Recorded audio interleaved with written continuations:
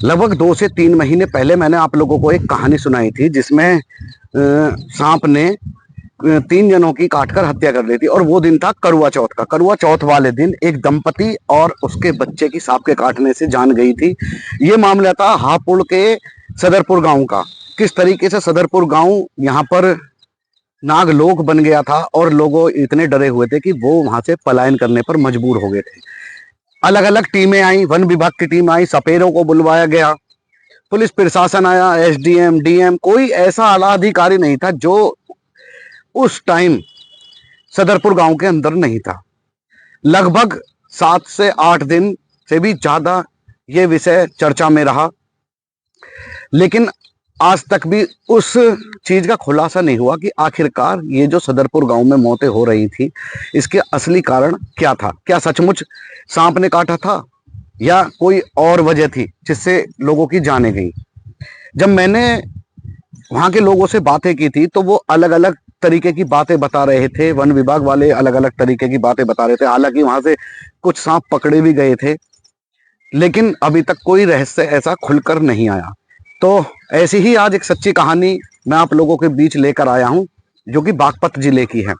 तो आदाब, नमस्कार, सत श्री अकाल। मैं दीपक शर्मा आप लोगों के लिए लेकर आता हूं सच्ची घटनाओं पर आधारित कहानियां। कहानी उम्मीद करता हूं आपको पसंद आती होंगी।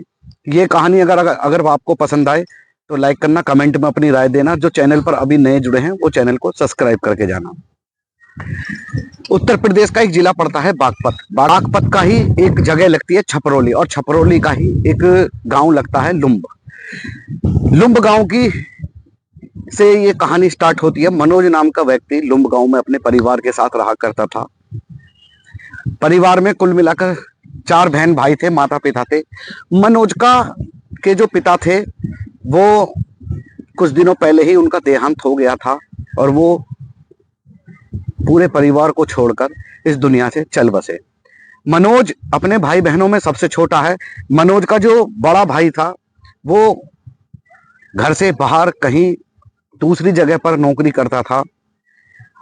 अब घर का जो जिम्मेदारी थी वो मनोज के ऊपर आ जाती है। इस छोटी सी उम्र में 17 साल का मनोज अपने घर की सहायता करने के लिए, मदद करने के लिए पास के ही एक टांडा रोड जो है वहां पर एक होटल होता है, रेस्टोरेंट होता है, उसमें नौकरी करने लगता है।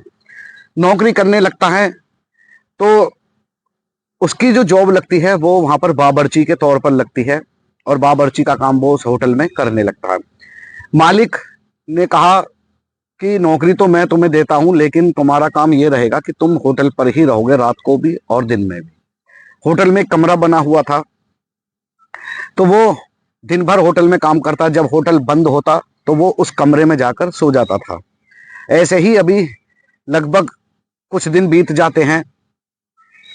जब समय मिलता था तो वो घर चला जाता था, अपने परिवार के पास चला जाता था, उनसे मिलता था, उनसे बातें किया करता था, उनकी परेशानियां बूझता था कि किसी को किसी चीज की जरूरत तो नहीं है। अब मनोज जब होटल में काम कर रहा था तो 2025 मई का महीना आ जाता है। तारीख थी 15 मई, दिन गुरुवार। जैसे ही होटल का काम खत्म करके मनोज अंदर जाकर अपने सोने की व्यवस्था करता है, वो एक खाट पर सोया हुआ था चादर ओढ़कर। जब चादर ओढ़कर सोया हुआ था तो उसे लगता है कि उसकी खाट पर कोई रेंग रहा है। मनोज को कुछ भी अंदेशा नहीं था कि आज जिस खाट पर वो चादर ओढ़कर सो रहा है उस खाट पर मौत मंडरा रही है और आज उसका जीवन की लीला समाप्त होने वाली है। जैसे ही मनोज ये देखता है कि उसकी खाट के चद्दर के अंदर कुछ रेंग रहा है, जैसे ही वो उठने की कोशिश करता है तभी उसे सांप 2 से 3 बार डस लेता है। मनोज जब चादर उघाड़ता है देखता है कि उसकी जो खाट है उस पर एक काला नाग, बहुत जहरीला सांप रेंग रहा है और वो मनोज की तरफ ही अटैक करने की कोशिश कर रहा है। हालांकि मनोज को पहले ही उसने 3-4 जगह काट लिया था। मनोज तुरंत दौड़ता है गेट की तरफ। गेट की तरफ दौड़ने के बाद जब वो देखता है कि सांप लगातार उसके पीछे भाग रहा है, वो जैसे तैसे करके अपनी जान बचाता है। जान बचाने के बाद जब वो शोर मचाता है तो लोग बाग वहां पर जो थे वो इकट्ठा हो जाते हैं और जब देखते हैं कि मनोज को सांप ने काट लिया है तो वो उसे जल्दी से हॉस्पिटल ले जाते हैं। और हॉस्पिटल ले जाने के बाद जैसे ही हॉस्पिटल ले जा रहे थे, रास्ते में ही मनोज की मौत हो जाती है। अब मनोज की मौत की सूचना जब घर पहुंचती है तो घर वाले बड़े एकदम इमोशनल हो जाते हैं और रोना धोना स्टार्ट हो जाता है। मनोज की बॉडी घर ले जाई जाती है, बड़े भाई को फोन किया जाता है, बड़ा भाई भी जहां वो नौकरी किया करता था जिस शहर में, वहां से आ जाता है, रोता है, कहता है कि हम दोनों ही तो भाई थे जो घर चला रहे थे पिताजी के बाद, लेकिन अब मेरा भाई मुझे छोड़कर चला गया, अब मैं अकेला क्या करूंगा, किस किस का सहारा बनूंगा।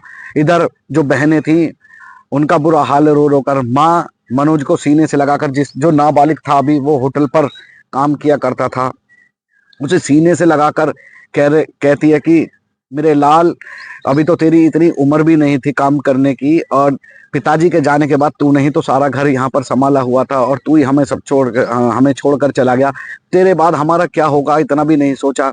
इस तरीके से माँ धाड़े मार मार कर रो रही थी। अब सांप का काटा मनोज को पुलिस, जब पुलिस प्रशासन में ये बात पहुंचती है तो उसका अब पता नहीं पोस्टमार्टम कराया है या नहीं कराया है, ये गर्भ भविष्य के गर्भ में छिपा है, लेकिन एक सांप के 3-4 बार काटने से एक 17 वर्षीय नाबालिग मनोज की मौत हो गई। तो देखिए, इसमें मैं यही कहूंगा, यदि आप ऐसी जगह पर हैं, जंगल में हैं या कहीं ऐसी जगह पर मट्टी का मकान है, तो उसमें बहुत सतर्कता से रहिएगा, और ये सोने से पहले ये देख लीजिएगा कपड़े वपड़े झाड़कर कि उसमें कोई कीड़ा तो नहीं है, ताकि आप सुरक्षित रह सकें। और यदि आपको सांप काटता है तो सबसे पहले उसका बचाव करें, जहां पर सांप ने काटा है उसे साबुन से अच्छी तरह साफ करें और तुरंत वहां पर सूखे कपड़े से एक पट्टी बांध दें, और हो सके तो ज्यादा से ज्यादा जो ब्लड है उसको निकाल दें, ताकि ब्लड के साथ जो सांप का जहर है वो उस जगह से निकलकर बाहर आ जाए। और बिल्कुल भी CHC हॉस्पिटल यानी सरकारी हॉस्पिटल जाने से ना बचे, तुरंत सरकारी हॉस्पिटल जाएं और अपना ट्रीटमेंट स्टार्ट कराएं। अगर मैं आपसे ये भी कहूंगा, बहुत से लोग ऐसे होते हैं अंधभक्त कि झाड़ फूंक के चक्कर में लग जाते हैं। झाड़ फूंक भाई ठीक है, मैं किसी की भावनाओं को ठेस नहीं पहुंचाता है, झाड़ फूंक भी होती है, लेकिन डॉक्टरी इलाज भी इसमें बहुत जरूरी है। एक तरफ आप डॉक्टरी इलाज भी करवाइए, एक तरफ झाड़ फूंक भी कराइए। तो मेरा उद्देश्य केवल इतना है कि आपको सतर्कता बरतनी है। तो ये थी आज की सच्ची कहानी बागपत जिले के लुम्ब गांव की, जिसमें एक सांप ने मनोज को 3 बार डसने से मनोज की मौत हो गई। उम्मीद करता हूं आपको कहानी पसंद आई होगी। कहानी पसंद आए तो लाइक करना, कमेंट में अपनी राय देना, और वीडियो को ज्यादा से ज्यादा शेयर करना। जो मेरे चैनल पर नए हैं वो चैनल को सब्सक्राइब करके जाना। मिलता हूं आपसे ऐसी एक सच्ची कहानी के साथ। इस कहानी को सुनाने का उद्देश्य किसी की भावनाओं को ठेस पहुंचाना बिल्कुल नहीं है, आपको जागरूक करना है, सचेत करना। सावधान रहें, सुरक्षित रहें, अपना ख्याल रखें, अपनों का ख्याल रखें। तो मिलता हूं आपसे ऐसी ही एक सच्ची कहानी के साथ। तब तक के लिए जय हिंद, जय भारत।